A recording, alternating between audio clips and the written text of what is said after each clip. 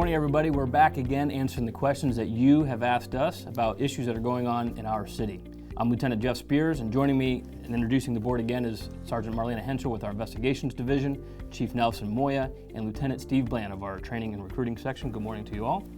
And today we're going to continue in where we left off with answering some questions that we have, and we're going to kind of do the same thing that we did last time and piggyback off each other. The first question I'm going to give to you, Chief, is from Lisa. And Lisa wants to know, what is the deal with the compound? Is it open or is it closed? Well, that has been a hot topic, right, the last couple of months. So the compound has always had an issue with an influx of ATV riders, off-road vehicles, even some shooting out there. It runs the gamut, street racing. And in years past, it wasn't as populated on the outskirts as it is now. And as we continue to grow in the city, particularly on the south end, right, we have to be responsive to the needs of residents. And as that population starts to grow in the south end, there certainly is a public safety concern when it comes to the happenings in the compound. So we had to make some tough choices, right, and had to step up our enforcement, if you would, particularly with issues that relate to the traffic. Although those roads are still a work in progress, right? Some of them have some growth to them. They're still roadways. They're still public roadways that traverse privately owned land. And so we have to be very careful not to allow, if you would, a free-for-all out there. And it's not because we want to restrict people's right to have fun. It really is truly based on our desire to improve public safety and decrease the likelihood for, God forbid, additional accidents, deaths, or even people getting shot because of the shooting galleries that we had seen out there. Yeah, and there's a lot of people that live up close to that area. So we're receiving several calls from all over that area of the city. It's not just a particular neighborhood or street. And certainly there's a lot of ATV riders that are using side roads to get into the compound, or were getting into the compound before we started our enforcement. So it was coming from all over. And we also had people from all over the state coming to the compound. And that's what I was just going to say real quickly. I want to thank our citizens because they've responded well to our efforts, right? We've seen a decrease in our local community because they care about what happens in our community. What we continue to contend with are those folks that come in from other places, like you just mentioned, from throughout the state, in the thought that the compound is still a place for that type of enjoyment, which sadly it isn't. Yeah. Our local citizens have taken well to it and Absolutely. have definitely decreased. So we're not going away from the compound. No, sir. Here to stay. Okay. Lieutenant Bland, I'm going to ask you this question. Karen would like to know, what community outreach programs is the police department involved in? Well, the outreach and community engagement is one of the three pillars for our mission statement at our agency. And for years now, you might have heard Connect, Serve, and Impact, and connecting with community has been, for the last three chiefs, a primary goal. And it's not just from the chief's level. He expects it from the chief, first line supervisors, to officers to engage in any way you can.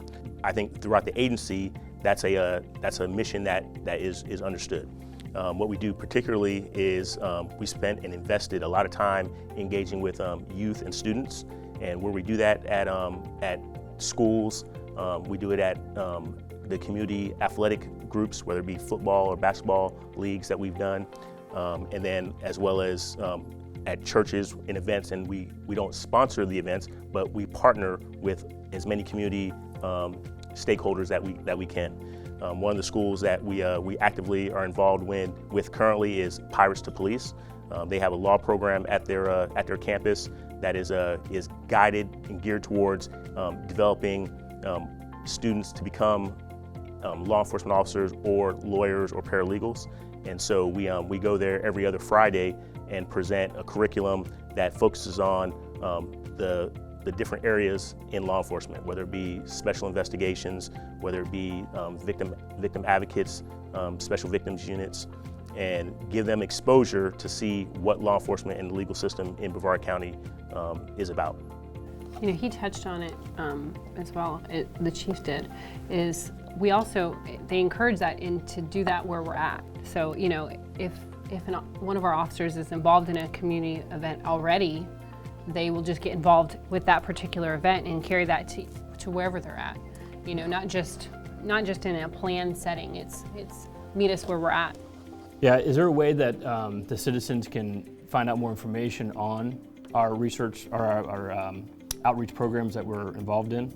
Yeah, absolutely. So the way to most easily do that is to speak with one of our officers and ask them exactly, like Sergeant Hensel was saying, where they're at. So the programs or the actual events may not be the same in this part of the city as in the north side of the city. So you want to actually ask the officers. You can call our community resource unit and they'll get them up to date. And by all means, you know, call the police department and ask for one of the supervisors or commanders at Uniform Services Division, and we'll be able to give you all information. Okay, perfect. Sergeant Hensel, I'm going to ask this question for you, and this is always an interesting question that the community wants to know, and it's why do we become police officers? And so in particular, Jamal wants to know why you chose Palm Bay to be a police officer. Well, I think that's a question that as police officers we get asked so many times throughout our career, and I think I've been asked, and it makes you do kind of a gut check. You know, you ask yourself, why did I got into law enforcement in general. You know, it was kind of a family tradition for my family, and I kind of followed in my parents' footsteps in doing that. But I also looked at it as a good career path. And I started another agency outside of Palm Bay. I started in another county, but I had gone to high school here. So for me, it was coming home. And when I got an opportunity to tour the department and have interactions with everyone who worked here, I felt like it was a genuine family. And they had the best training opportunities, the best retirement program at the time, and all these things were things that I was looking for in an actual career. And I found that so many of those things continue to be true throughout my career there. Right. I tell you, recruiting is one of our priorities here at the agency. That's a classic example of a success story and the type of employee that we want to attract to our organization, to our city. So I'm thankful for everything you've done, and it's all about the fit, right? We want our employees to be a good fit to the organization and vice versa. So we're constantly scanning our community for folks that will be a good fit to the police department. It was nice for me, to having lived here and grown up here, to come back here and to feel integrated in the community. And then it makes me want to give more, and vice versa. You know, I think the community connects better with us when we're from here and we live here and we have a commitment and investment into our community here.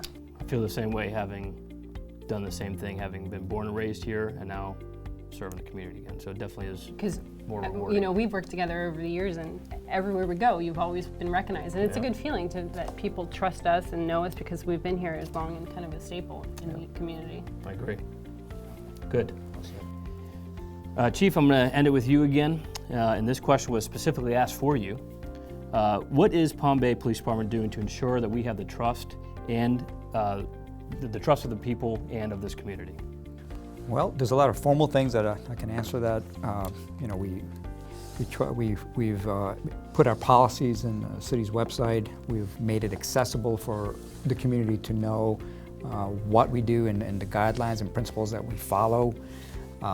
There are these events, as this very thing that we're doing today, in our effort to engage with our community, right? But it truly comes into play in the unofficial settings, in what our employees, what our police officers, what our support staff, our dispatchers, what they do and how they handle each interaction, and what impact they leave the community with each one phone call, with each one call for service. That is where we make our mark on how truly we are making an impact and how transparent we truly are. So I measure their success, and not only in things that are formal, but mostly on things that are informal, and the things that we require men and women to do in every part of the organization and how they do it. And we ask them to take care of each encounter. And if they do that well, I'm certain and confident that we will continue to build that trust. we're connected to this community. I know, and I'm thankful for the level of trust that we already have. And so we expect and promote that our continued efforts in the scope of what we do every day is truly how we're going to continue to improve. Yeah, and I think it's important too that we have a great community support group in this community. Right. It's almost everywhere you go, somebody is coming up to you saying thank you for your service, or they're buying your meal, or they're buying your coffee. And so it's those little things that don't get out as often, and it's what the general public sees in the media. But here, especially in Palm Bay in this county, we have a good trust factor and group that And something that does appreciate law Good enforcement. support. for us. Absolutely, and I'll be remiss if I don't take this quick opportunity to say this, because as much as I want our community to see this, I also want our employees to see this, right? And I want to thank all of them for what they do every day and the impact that you make. The things that give me the luxury to say the things I just did is because of what you do every day. So keep it up. I'm proud of you and thank you for your service. Got to end on that note. It's a good way to end it and wrap up this segment. I want to thank you guys for doing that, and we hope that this information was informative to you, and we hope that you continue to follow us on Facebook and Instagram to join us for our third segment. And we also want to thank Tomoka Christian Church again for allowing us to be here today and being a good community partner. Be safe.